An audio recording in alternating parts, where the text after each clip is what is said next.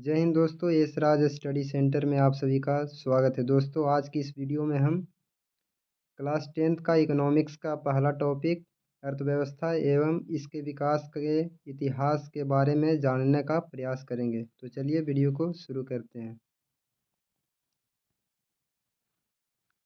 कह रहा है, भारतीय अर्थव्यवस्था का वर्तमान स्वरूप कोई एक दिन की संरचना नहीं है। इसका मतलब ये है, जो हमारा देश भारत का जो अर्थव्यवस्था है, ये आज का कोई नया अर्थव्यवस्था नहीं है। ये बहुत पुरानी अर्थव्यवस्था है, क्योंकि बहुत पहले समय की बात है कि पहले भारत को सोने की चिड़िया कहा जाता था। तो वही कह रहा है, भारतीय अर्थव्यवस्था का वर्तमान स्वरूप कोई एक दिन की संरचना नहीं है। इसकी मूलभूत की जड़ें काफ़ी गहरी हैं। 15 अगस्त 1947 को मिली आज़ादी से पहले लगभग 200 वर्षों तक भारत अंग्रेजी शासन का गुलाम था। दोस्तों, यहाँ से आपका एक क्वेश्चन निकल कर आ रहा है कि भारत को आज़ादी कब मिली थी। तो इसका उत्तर होगा 15 अगस्त 1947 को। और दूसरा क्वेश्चन निकल कर ये आता है कि अंग्रेज़ों ने हमारे देश भारत पर लगभग कितने वर्षों तक शासन किया। तो इसका उत्तर होगा लगभग 200 वर्षों तक। तो चलिए आगे बढ़ते हैं। उस समय भारत को सोने की चिड़िया कहा जाता था, लेकिन अंग्रेजी शासन ने सोने की इस चिड़िया का भरपूर शोषण किया तथा जमकर लूटा, जिसके कारण भारत में आर्थिक विकास की गति मंद या नगण्य रही। दोस्तों, बहुत पहले जब हमारा देश भारत सोने की चिड़िया के नाम से जाना जाता, तो उस समय हमारे देश में बहुत ही ज़्यादा मात्रा में सोने का भंडार था। तो इसी को देखते हुए जब अंग्रेज़ लोग हमारे देश में आए, तो यहाँ का जितना भी सोना था वो अपना देश लूट कर लेकर चले गए। आगे कहता है, आज़ादी आज़ादी के समय भारतीय अर्थव्यवस्था का सामाजिक, आर्थिक, राजनीतिक, सांस्कृतिक पुनरुत्थान कर दुनिया की एक अग्रणी अर्थव्यवस्था के रूप में प्रस्तुत करना हमारे नीति निर्धारकों के समक्ष चुनौती थी।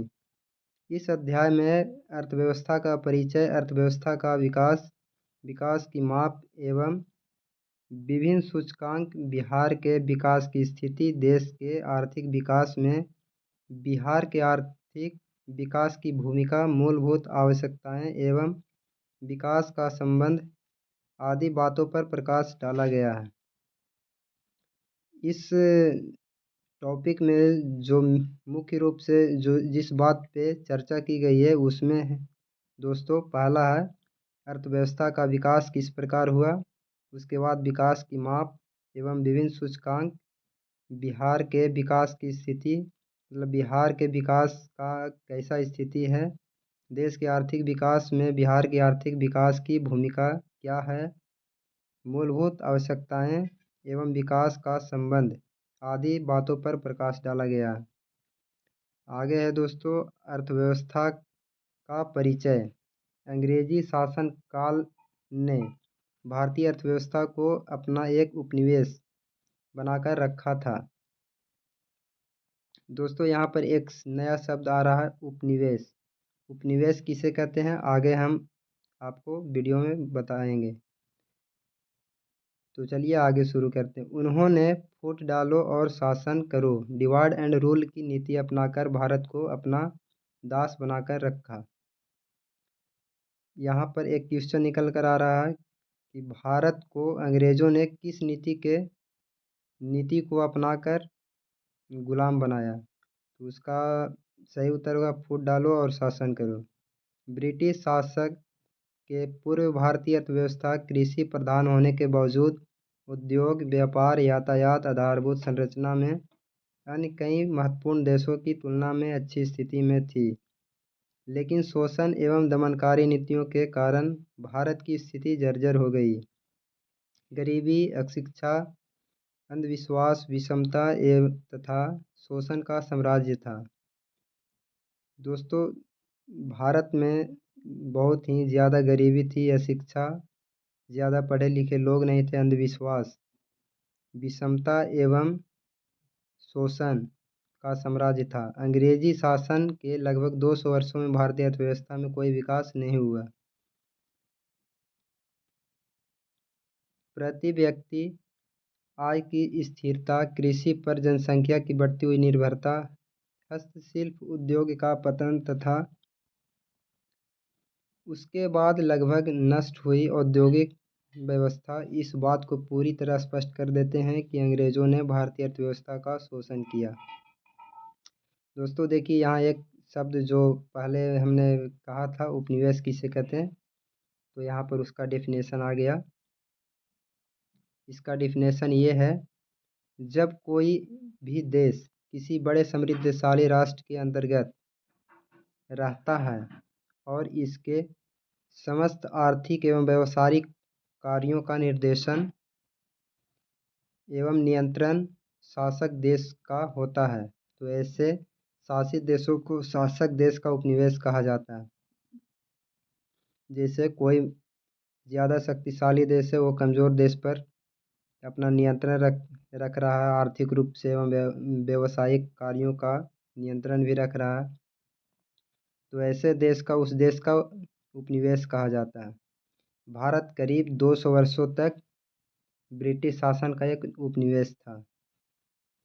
तो यहाँ से भी एक क्वेश्चन ऑब्जेक्टिव बनता है कि भारत ब्रिटिश शासन का लगभग कितने वर्षों तक उपनिवेश बना रहा, तो इसका उत्तर होगा लगभग 200 वर्षों तक। अब यहाँ आता है अगला टॉपिक, अर्थव्यवस्था का अर्थ, यानी अर्थव्यवस्था का क्या अर्थ होता है। तो यहाँ कहा जा रहा है, हम अपने दैनिक जीवन में देखते हैं कि प्रायः सभी लोग अपनी आजीविका के अर्जन के लिए विभिन्न प्रकार की क्रियाओं में लगे रहते हैं। क्रियाओं अथवा जिसे हम काम भी कह सकते हैं। इनकी क्रियाएं मुख्य रूप से वस्तुओं एवं सेवाओं के उत्पादन से संबंधित है। उदाहरण के लिए किसान खेत एवं खलिहानों में, मजदूर कल कारखानों में, शिक्षक स्कूल तथा कॉलेजों में एवं वकील कोर्ट कचहरी में अपने कार्य में लगे रहते हैं।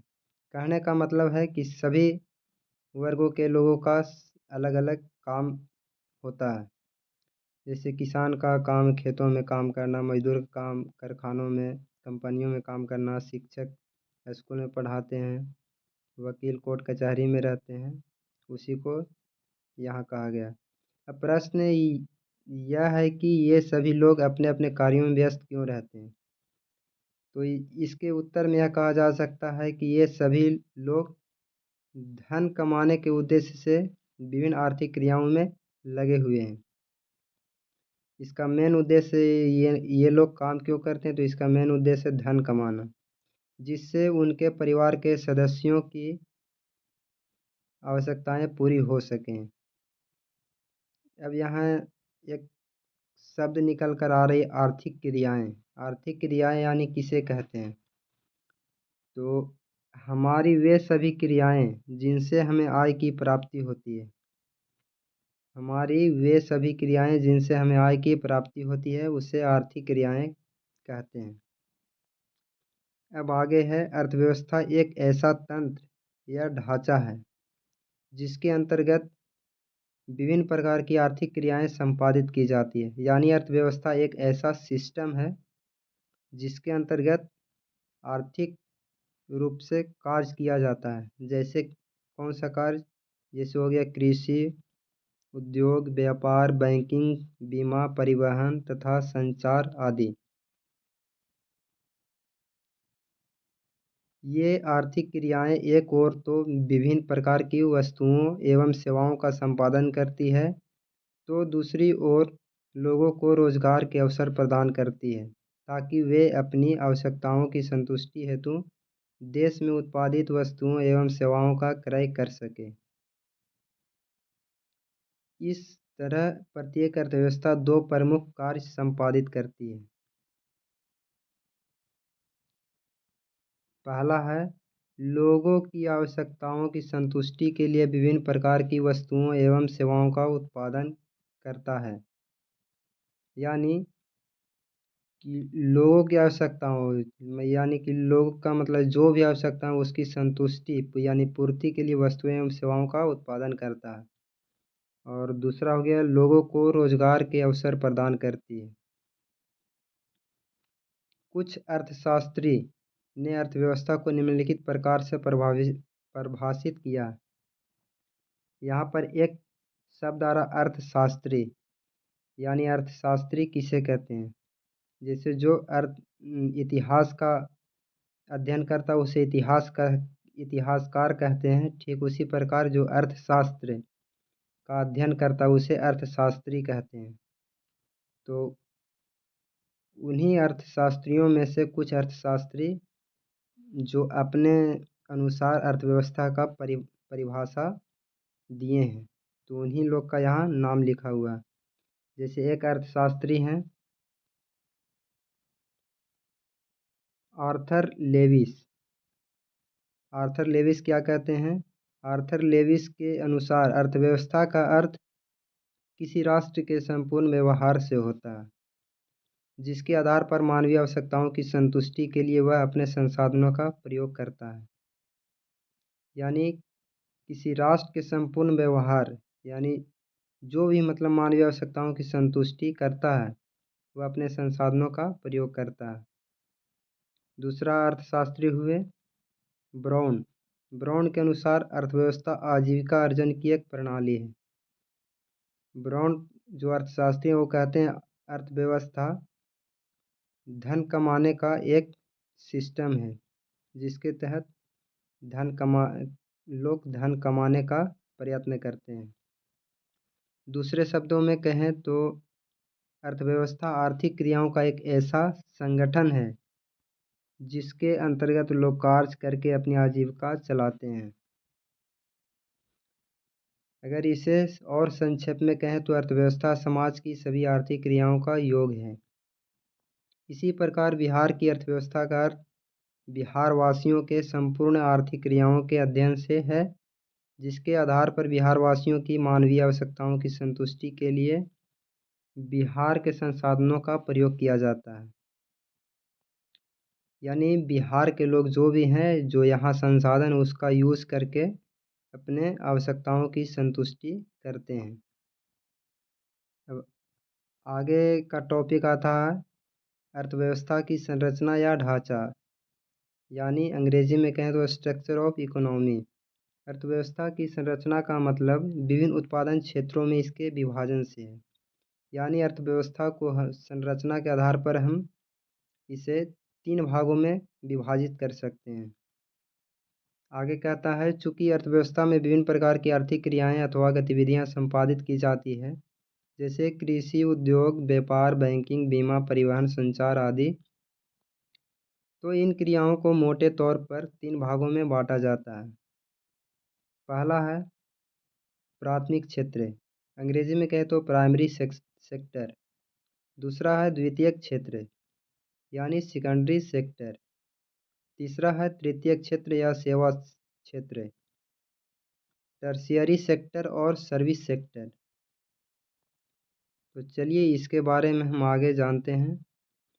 आगे कहता है सभी अर्थव्यवस्था की तरह भारतीय अर्थव्यवस्था की संरचना को भी 3 भागों में बांटा जाता है।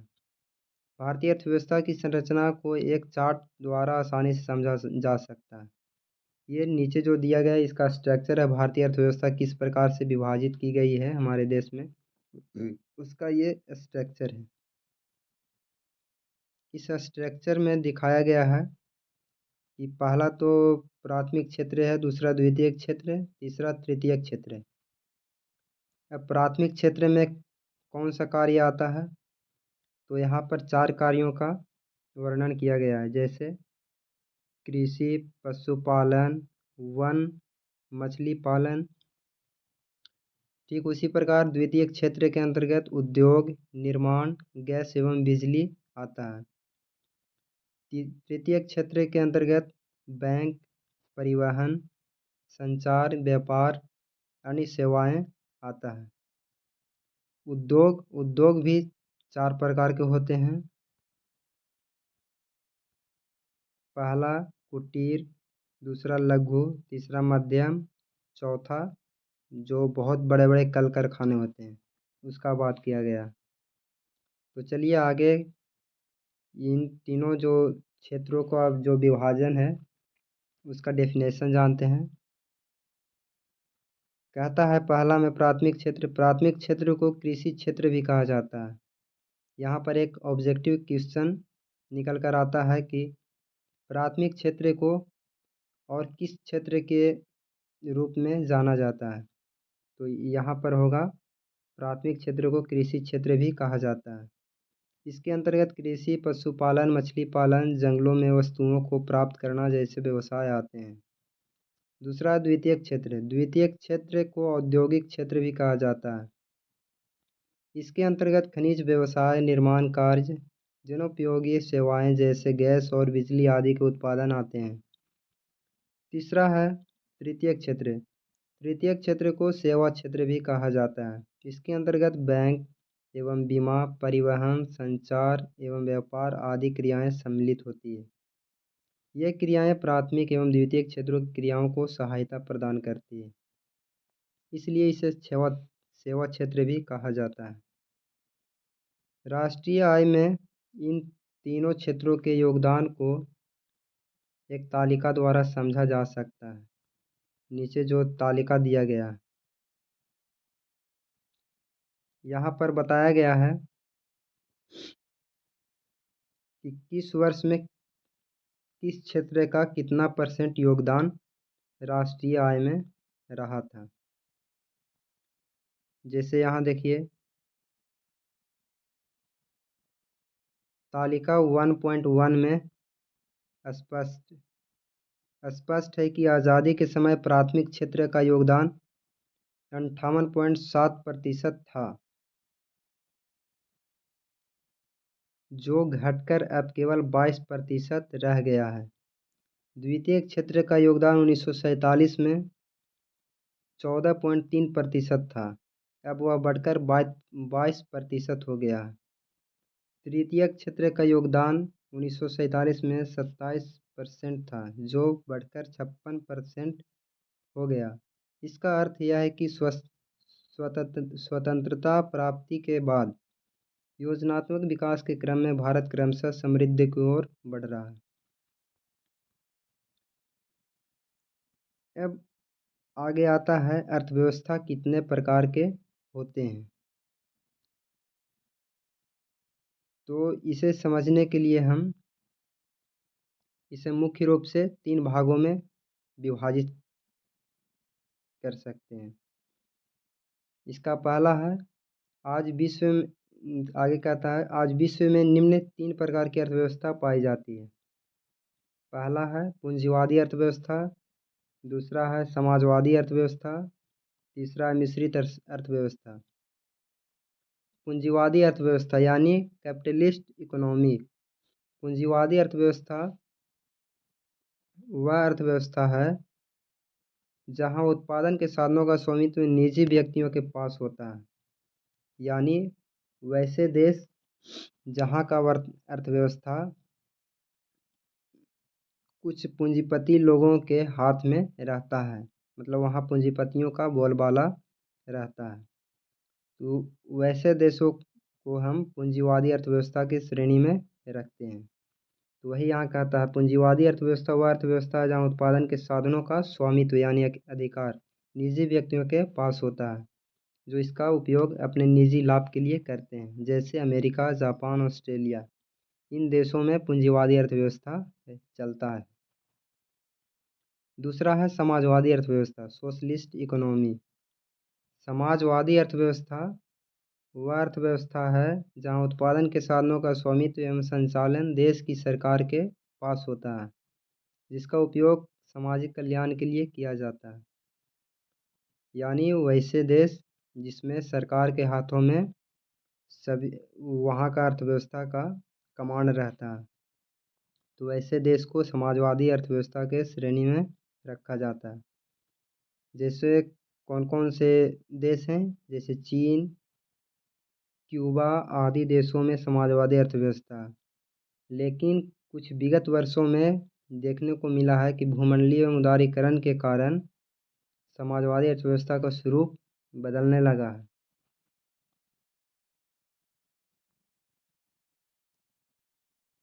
क्वेश्चन यहाँ पर तीसरा आता है, मिश्रित अर्थव्यवस्था। मिश्रित अर्थव्यवस्था पूंजीवादी एवं समाजवादी अर्थव्यवस्था का मिश्रण है। यानी जो मिश्रित अर्थव्यवस्था उसे कहते हैं जिस अर्थव्यवस्था का उत्पादन के साधनों का स्वामित्व सरकार के पास भी रहता है और पूंजीपति लोगों के पास भी होता है, यानी निजी व्यक्तियों के पास होता है। उसे मिश्रित अर्थव्यवस्था कहते हैं। जैसे में हमारा देश भारत आता है, यहाँ पर अर्थव्यवस्था का कंट्रोल सरकार के भी हाथ में होता है और कुछ पूंजीपति लोगों के हाथ में भी होता है। भारत में मिश्रित अर्थव्यवस्था, यहाँ पर एक ऑब्जेक्टिव क्वेश्चन निकल कर आता है कि भारत कैसा अर्थव्यवस्था है, तो मिश्रित अर्थव्यवस्था। यह अर्थव्यवस्था पूंजीवाद तथा समाजवाद के बीच का रास्ता है। It is a Midway between capitalism and socialism. आगे कहता है अर्थव्यवस्था का विकास, यानी अर्थव्यवस्था का विकास किस प्रकार हुआ। तो यहाँ कहा जाता है अर्थव्यवस्था के विकास का एक लंबा इतिहास है। अर्थव्यवस्था का विकास एक पौधे के विकास की तरह होता है, यानी जिस तरह एक पौधे का विकास होता है ठीक उसी प्रकार अर्थव्यवस्था का भी विकास हुआ है।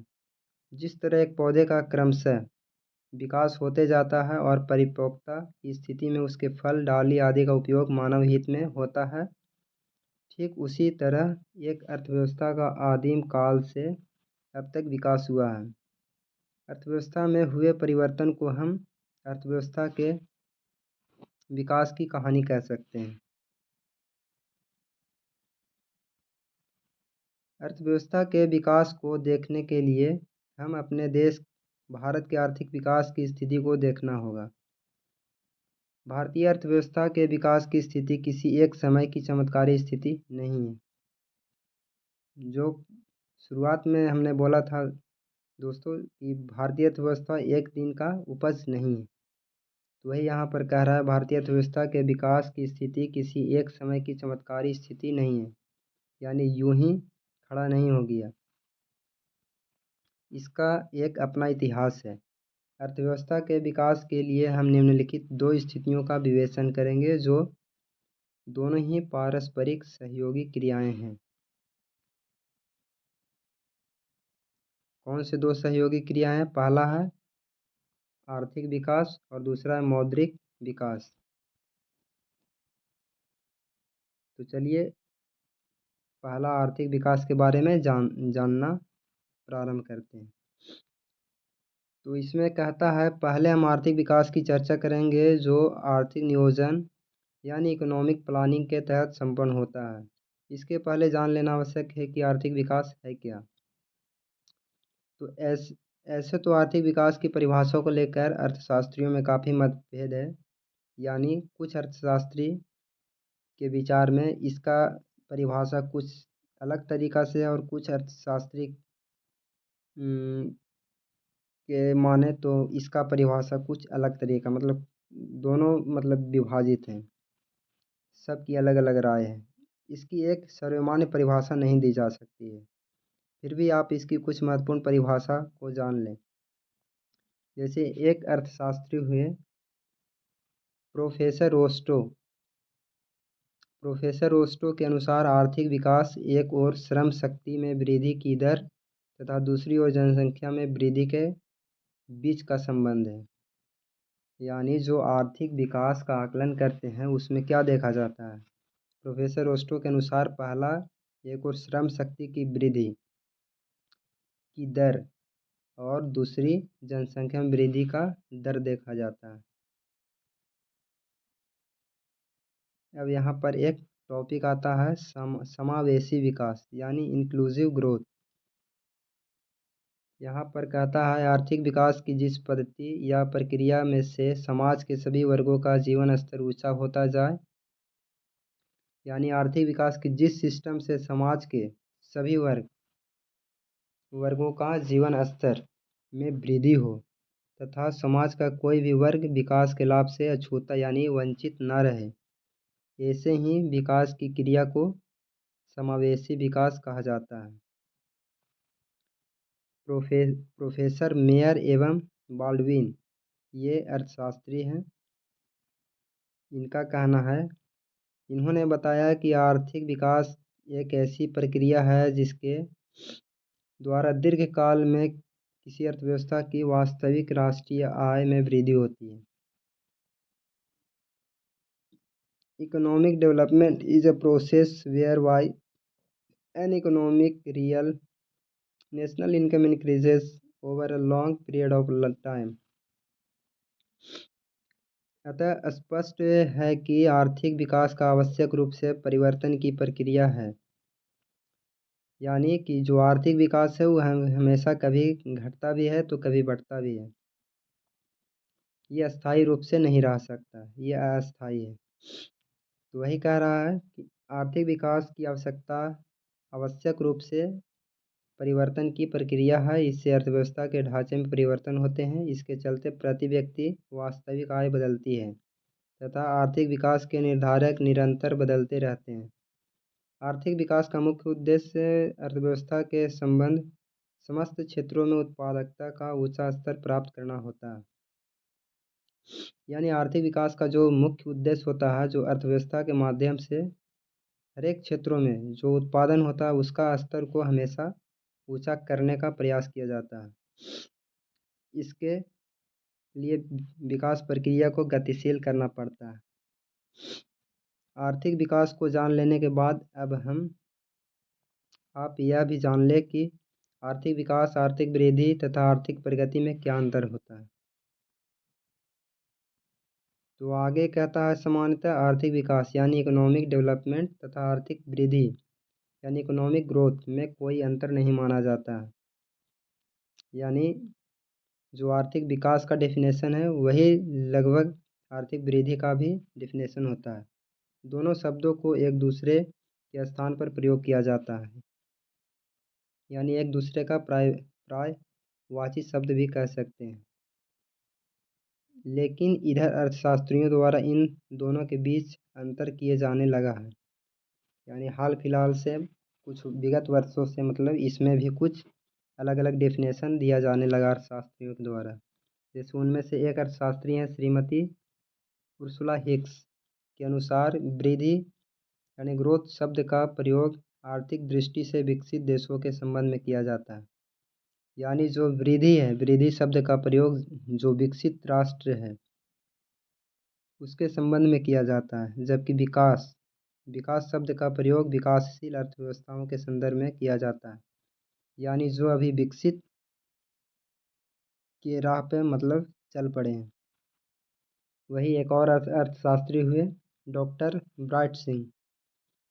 ब्राइट सिंह ने भी लिखा है कि ग्रोथ शब्द का प्रयोग विकसित देशों के लिए किया जाता है। यहाँ पर एक टॉपिक आया सतत विकास यानी सस्टेनेबल डेवलपमेंट।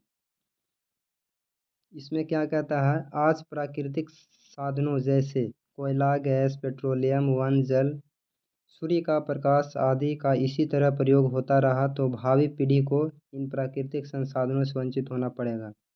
यानी इसका कहने का मतलब है जिस प्रकार से कोयला, गैस, पेट्रोलियम, वन, जल ये सब जितना मात्रा में आज के समय में यूज़ हो रहा है, अगर ऐसा ही यूज़ होता रहा तो आने वाला हमारा जो पीढ़ी है वो इस संसाधनों का लाभ नहीं ले पाएगा, क्योंकि उस समय तक ये नष्ट हो जाएंगे। तो वही कह रहा है। आगे कहता है, यही नहीं, वर्तमान उत्पादन तकनीक ने पर्यावरण प्रदूषण यानी इन्वायरमेंटल पोल्यूशन की गंभीर समस्याओं को जन्म दिया। यानी जब हम कोयला को जलाते हैं, गैस को जलाते हैं, पेट्रोलियम आदि, तो इससे बहुत ही ज़्यादा मात्रा में प्रदूषण का भी निर्माण होता है, जिससे हमें पर्यावरण प्रदूषण की गंभीर समस्या का भी जन्म दिया है। आगे कहता है, अनेक उत्पादन क्रियाएं जल, वायु एवं भूमि को प्रदूषित कर रही है, जो आज एक चिंता का विषय है।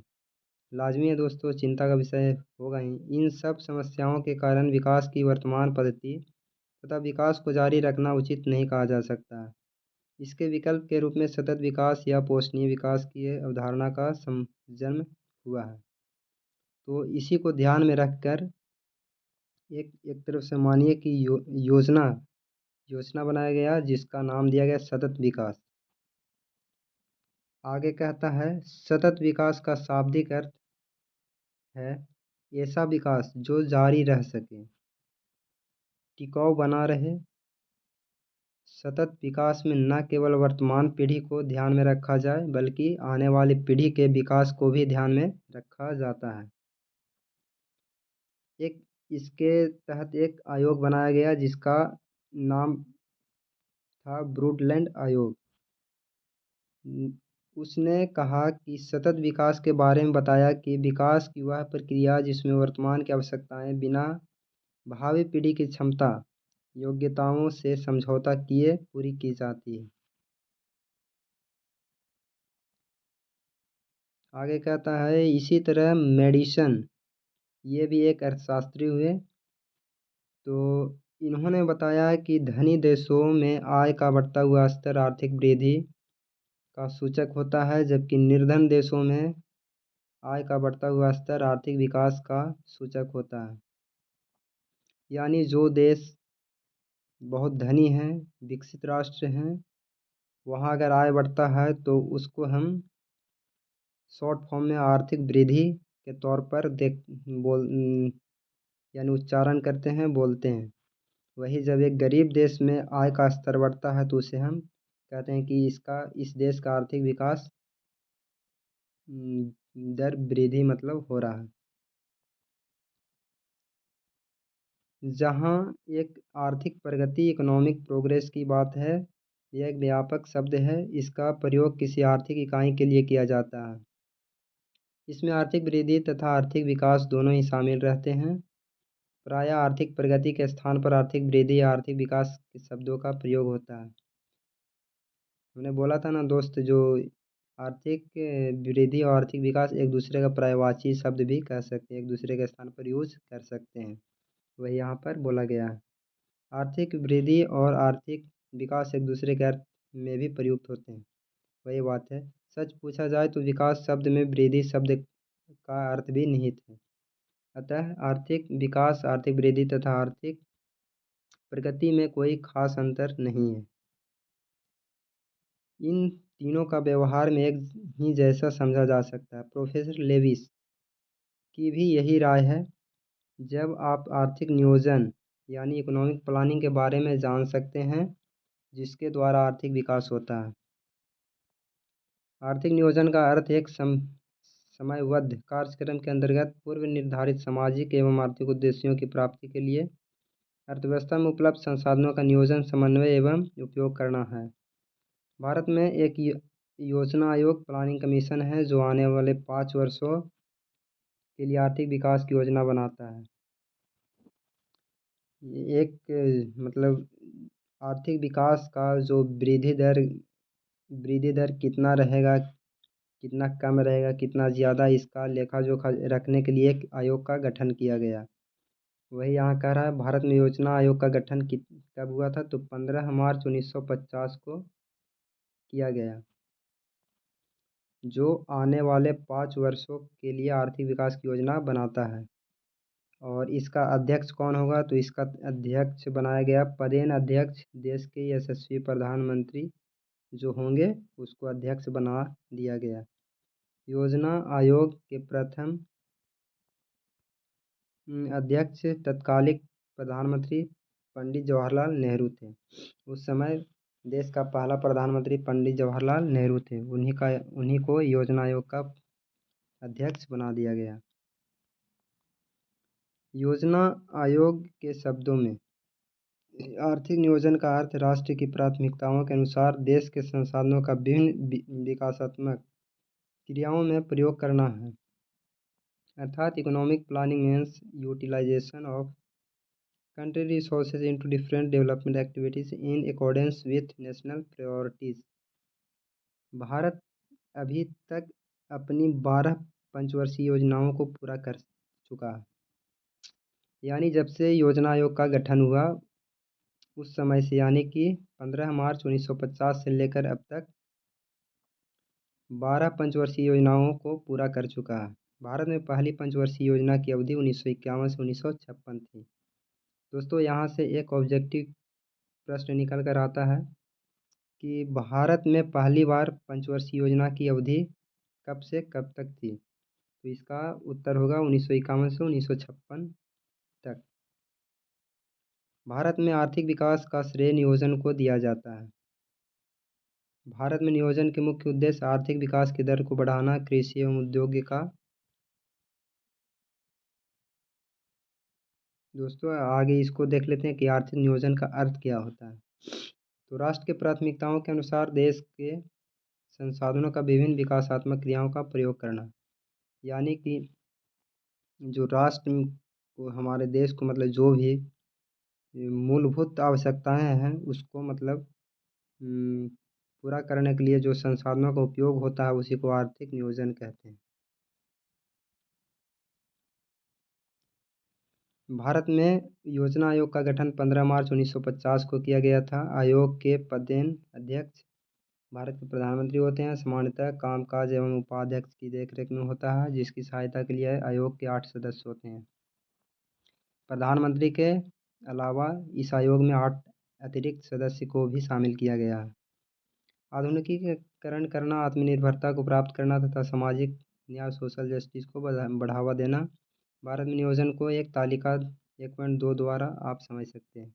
ये जो तालिका दिया गया है उसमें मतलब कब क्या हुआ, पहली पंचवर्षीय योजना कब थी, दूसरी पंचवर्षीय योजना कब थी, इसी प्रकार दिया गया। नीति आयोग। नीति आयोग का गठन भारत सरकार द्वारा योजना आयोग के स्थान पर 1 जनवरी 2015 को किया गया। यह सरकार के दिशात्मक और नीति निर्धारक थिंक टैंक के रूप में कार्य कर रहा है। इसके अध्यक्ष पदेन एक्स ऑफिशियो पर भारत के प्रधानमंत्री होते हैं। यहाँ पर बताया गया है भारत में पहली पंचवर्षीय योजना की अवधि 1951 से 1956 तक थी। दूसरी पंचवर्षीय योजना 1956 से 1961 तक। 7वीं पंचवर्षीय योजना 1985 से 1990 तक। 11वीं पंचवर्षीय योजना 2007 से 2012 तक। 12वीं पंचवर्षीय योजना 2012 से 17 तक। अब आगे आता है दोस्तों राष्ट्रीय विकास परिषद, नेशनल डेवलपमेंट काउंसिल। यहाँ पर एक इस टॉपिक से ऑब्जेक्टिव प्रश्न बनकर आता है कि एनडीसी यानी राष्ट्रीय विकास परिषद का फुल फॉर्म क्या होता है। एनडीसी का तो नेशनल डेवलपमेंट काउंसिल, इसका हिंदी होता है राष्ट्रीय विकास परिषद। भारत में राष्ट्रीय विकास परिषद का गठन 6 अगस्त 1952 को किया गया था। यहाँ पर फिर एक ऑब्जेक्टिव प्रश्न निकल कर आता है कि भारत में राष्ट्रीय विकास परिषद का गठन कब किया गया था। तो इसका सही उत्तर होगा 6 अगस्त 1952 को। इसका गठन आर्थिक नियोजन हेतु राज्य सरकारों तथा योजना आयोग के बीच तालमेल तथा सहयोग का वातावरण बनाने के लिए किया गया था। इस योजना का जो मुख्य कार्य था तो उसका कार्य किया था आर्थिक नियोजन हेतु राज्य सरकारों एवं योजना आयोग के बीच तालमेल बैठाने का काम, यानी दोनों को देख रेख में मतलब कार्य करना और सहयोग करने का वातावरण बनाने के लिए किया गया था। राष्ट्रीय विकास परिषद में सभी राज्यों के मुख्यमंत्री इसके पदेन सदस्य होते हैं। यानी जब भी राष्ट्रीय विकास परिषद की बैठक होती है तो इसमें सभी राज्य के मुख्यमंत्री शामिल होते हैं। प्रत्येक पंचवर्षीय योजना बनाने का कार्य योजना आयोग का है। अंत में यह राष्ट्रीय विकास परिषद द्वारा अनुमोदित होती है। जब इस बैठक में जो भी बातें होती है उसका लास्ट में इनके जो अध्यक्ष और सदस्य हैं सभी के द्वारा अप्रूव होती है। दोस्तों, आज के लिए बस इतना ही, और जो शेष रह गया उसको हम अगले वीडियो में कवर करेंगे। तो आज के लिए इतना ही, मिलते हैं नेक्स्ट क्लास में। जय हिंद।